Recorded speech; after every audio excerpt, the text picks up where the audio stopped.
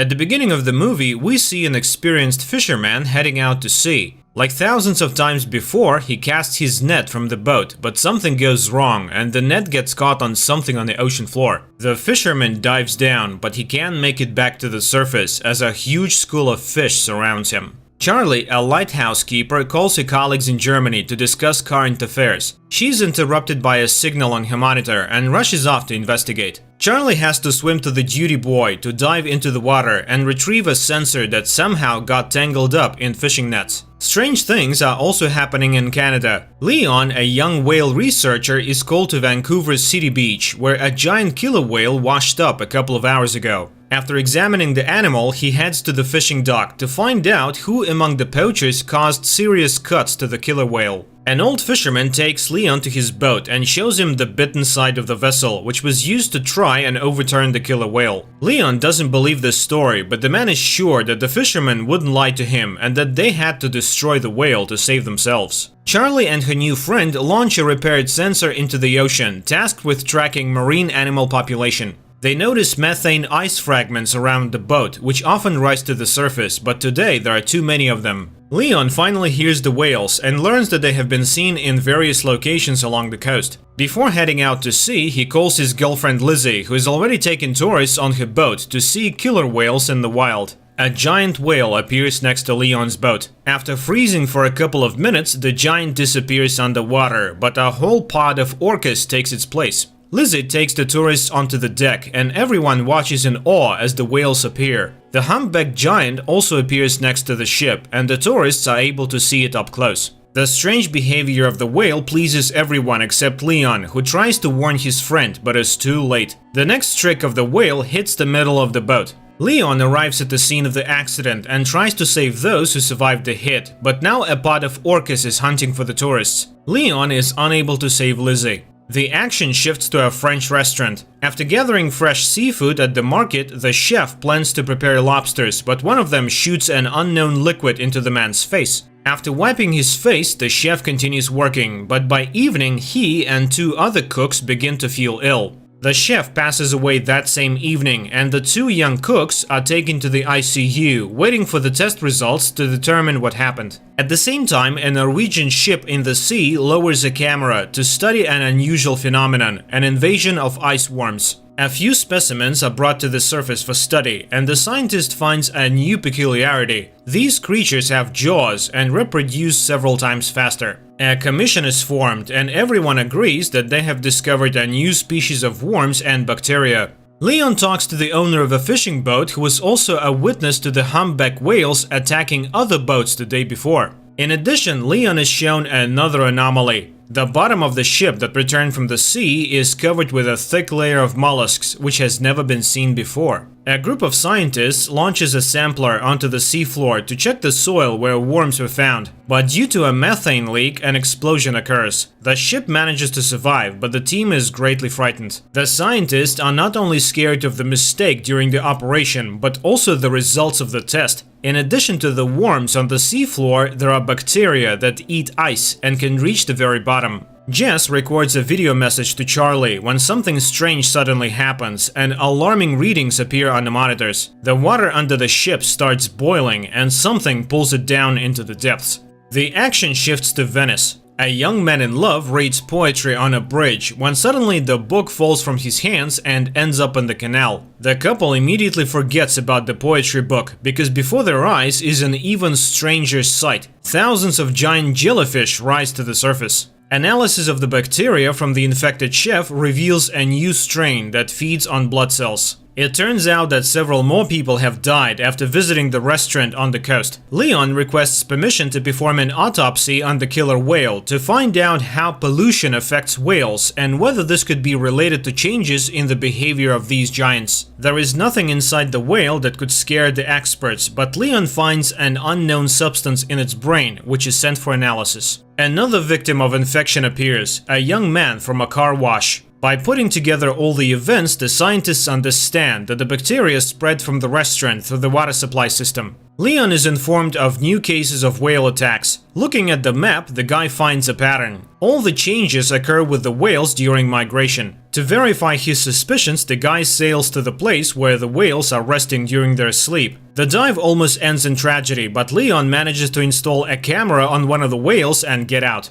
Sigurd finds out that the Japanese have also found the worms, but they are not in a hurry to report it to the world. Recordings from the cameras are checked in 2 laboratories at once. Leon's footage shows that the whale pod descended to the very bottom, where they were met with strange glowing. Far from the events, a new incident occurs on the coast. Hordes of crabs crawl out onto the streets of a small village. Another shot of the seabed finally lifts the veil of mystery. It turns out that one of the oil and gas companies was drilling ice in a forbidden place and damaged the seabed for several kilometers. Leon has to sneak through a fence to get to the guarded port area to collect a few more mussels for analysis from the ship, but he is caught by security and arrested. In the morning, Mr. Sato, the Japanese owner of the ship, contacts Leon. He asks the guy not to trespass on his territory in this way again, but promises to provide access to all materials for study. Charlie only now receives the message recorded by Jess a few minutes before the tragedy. When the emotions subside, the girl manages to notice some peculiarities on the recording. For example, a glow behind the porthole. Crabs are being delivered to the laboratory, which have started to emerge on the surface in different parts of the world. As expected, they too are filled with a strange substance that absorbs blood cells at an incredible speed. Charlie is reviewing the video repeatedly, not understanding what else is wrong with it. Finally, the girl's hearing catches a sound that is very similar to the sound from the deep sea recording. The girl contacts the laboratory and shows them a part of the recording that caught her attention. But her stern boss, Katarina, rejects all the scientists' ideas, considering the sound on different recordings to be just random noise.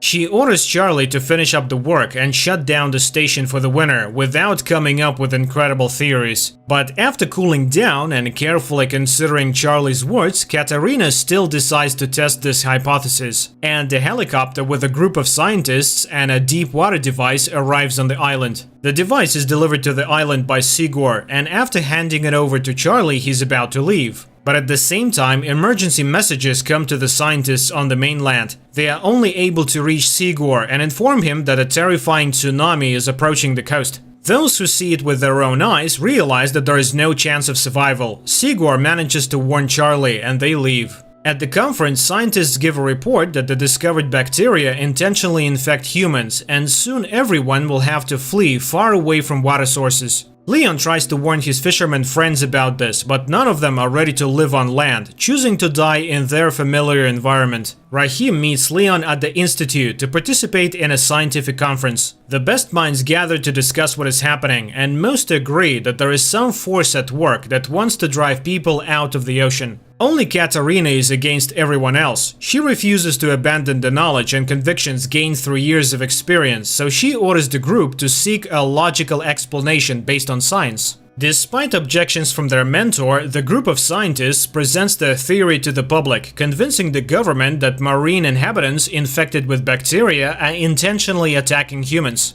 They even give the new intelligence a name, the However, such a version only elicits irony from top officials, who also suggest finding more scientific solutions to the problem than negotiating with an unknown intelligence. Astrophysicist Samantha Grove comes to the scientists' aid. Unlike politicians, she carefully studied the report and agrees that the strange sound on different recordings has all the characteristics of an unfamiliar world language. In addition, her team managed to capture the exact same signal from Antarctica. Another influential person, Japanese Mifuno, also believes in Sigurd's theory and agrees to finance his venture, hoping it will help to save the world. Sigurd assembles the team and informs them of the start of the mission. He suggests everyone think carefully and assess the risks, and those willing to go all the way will be waiting for an expedition to the Arctic in 48 hours. The scientists go home to say goodbye to their loved ones and warn them of their departure. The relatives of many try to persuade them to stay, but everyone understands that this is their last chance to fix something. According to scientists' calculations, the largest accumulation of intelligent bacteria is located in one of the valleys in Antarctica, where they could have lived for millions of years prior. The company is preparing to establish contact, and everyone is playing their role while giving interviews to a young journalist. Finally, the equipment on the ship starts buzzing with interference, and the scientists prepare to capture a signal from the mysterious organism. Sarah, Mifuno's assistant, sits down next to Leon at the table and confesses to him that she would have never believed in their theory if it weren't for her boss, who has proven over many years that his intuition never fails. Samantha is devising a plan. She intends to add a sound of a human child scream to the organism's audio signal and return the recording to the intelligence to show that they are ready to communicate. Charlie asks a colleague to take her with him in the diving apparatus to the bottom. The ship drops anchor and the scientists begin transmitting the sound message. Meanwhile, the daring couple gets into the capsule and prepares to dive to the depths. The whole team is eagerly awaiting any reaction, and finally movement appears on the radar and the sensors pick up a sound signal. The team from the capsule tries to contact the captain's bridge to report that their fans are malfunctioning and they are running out of oxygen, but communication is not working. The chief pilot, Luther, is ready to return, but Charlie notices some movement and turns off the lights, waiting to see what happens next. On the ship, they also notice something approaching. Sigurd insists that the captain recall the submarine, but they can't reach the group. Luther doesn't want to risk anymore and he lifts the boat. On the ship, a hatch opens to receive the capsule into a special compartment. Charlie notices a strange glow appearing around them at that moment, but she doesn't tell anyone about it. Meanwhile, Samantha reports that they have managed to establish contact. The sound signal has returned, and the child's cry has been altered as a sign that the bacteria understood the message from humans. Dr. Chase is looking for a way to cure those who have already been infected by the bacteria. Luther tells the journalist that he saw nothing at the depth, and everything Charlie saw was probably a figment of her imagination, just like the whole idea of intelligence. Nevertheless, Samantha tries to decipher the messages to assemble them into a response signal that the intelligence will understand. While staying in the compartment with the capsule, the journalist notices a glow in the pool. The lights on the ship go out and interference begins. When everything is restored, the captain sees the journalist's body fallen on the monitor. Chase tries to save the girl, and on her lips she notices a liquid resembling cerebrospinal fluid. Samantha tells the team and the captain that during the voltage surge there was a signal surge and it was so low that no one heard it. But most importantly, in the opinion of the astrophysicist, it originated from inside the ship. Charlie listens to what her colleagues are saying, but she never musters the courage to tell them that they brought the bacteria into the pool. Leon visits the girl, whose body has become covered in strange spots. The doctor asks the guy and Sarah for help. They must hold the girl while she takes a sample of the spinal fluid for analysis. The doctor tells the team about the results of the analysis. The substance previously found in marine creatures was discovered in Alicia's spinal cord. Chase believes that bacteria were attempting to merge with the girl's cells, and Charlie admits to seeing the glowing enter the ship with them. Samantha records a new message for the this time including an audio image from the astrophysicist. Charlie goes down to the sealed compartment without permission, and the pool starts glowing again, creating unusual shapes with the light. At that moment, Samantha receives a response message from the entity, which also contains an image.